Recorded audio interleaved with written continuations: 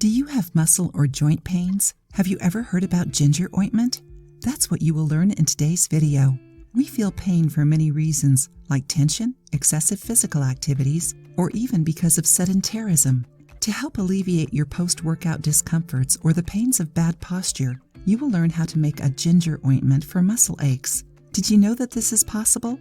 Write down the ingredients. 1/2 cup extra virgin coconut oil, 1/4 cup beeswax, grated or in pellets, 1 tablespoon ginger powder, 1 tablespoon cayenne pepper, 10 drops each lavender and peppermint essential oil.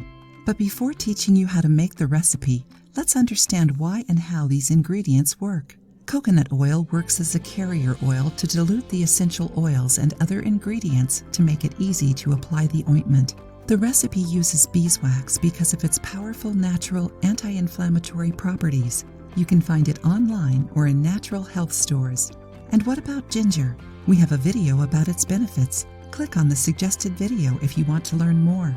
Ginger alleviates pain thanks to its anti-inflammatory properties. It also fights degenerative diseases such as osteoarthritis. Cayenne pepper also has properties that lessen the pain, which is why it is part of our recipe. This pepper also fights arthritis and backaches. Lavender oil treats migraines and headaches thanks to its anti-inflammatory properties, as we saw in a recent video. Peppermint oil relaxes the muscles. This combination is just perfect. Are you enjoying the video? Then don't forget to leave a like and share it with your friends to help the channel. Now that we know the roles of every ingredient, let's see how to make the ointment. In a pan, add the coconut oil and beeswax. Heat over medium-low heat. Once they melt, add the ginger and cayenne pepper and mix well. Turn off the heat and let the mixture cool. Then add the essential oils and mix. Store in a glass bottle with lid. Once it sets and hardens, close and keep stored in a cool, dark place.